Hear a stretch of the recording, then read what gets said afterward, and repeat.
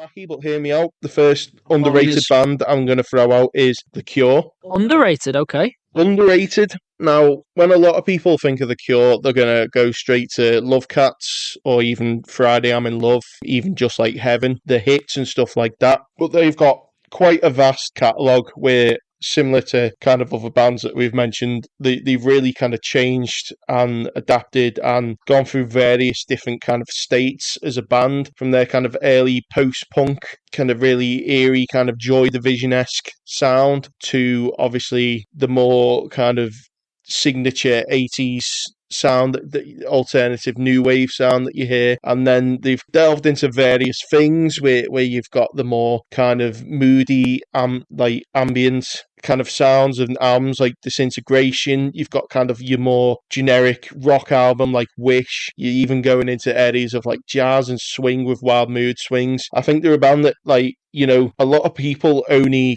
just kind of scratch the surface on and don't really quite appreciate, you know, how deep you can kind of dive into their work and their discography. You can fall down the rabbit hole with them. You can definitely fall down a rabbit hole with them. I've delved, and I like and I appreciate The Cure. I do like them. They're just one of those artists that, nothing against them whatsoever, they just don't excite me quite enough. I like Disintegration, great album. I like Wish, great album, but it just, on a personal level, doesn't excite me. But I understand that there's layers to them, and they have changed and they have evolved.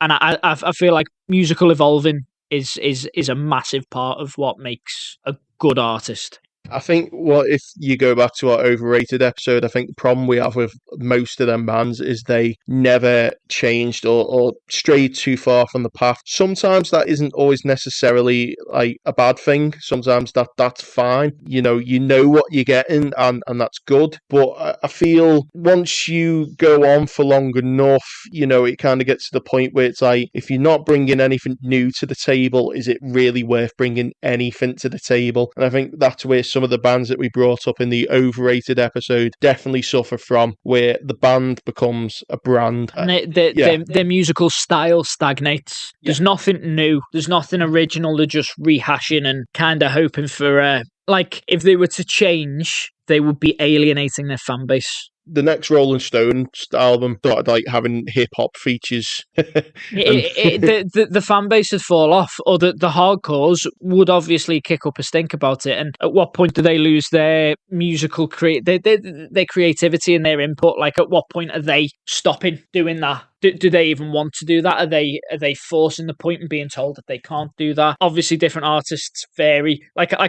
pointed out, Radiohead, when they did Kid A and went from alt rock band to electronic, where most of the songs didn't even have guitars in, they were afforded that luxury by their record company, which I'm sure bands like the Rolling Stones and the Foo Fighters, I'm pretty sure, would not be afforded that luxury. The Cure, underrated, in my opinion. Do you think they're underrated, or do you just think they are rated as what they are? Because to be fair, again, going back to the whole musicians, artist, The Cure are a very well-known band, and if you listen to a lot of like bands' influences and stuff like that, their name is often brought up. So the underrated badge, don't think can fully apply, but I definitely think some of their work is very underrated and underappreciated as a whole. I see where you're coming from, and I appreciate and respect that opinion. My personal view on it is I think they're where they kind of should be, that they are a popular act and that they deserve the fame and the popularity, but I don't think they deserve the mega stardom. If that makes sense. That sounds quite cruel, but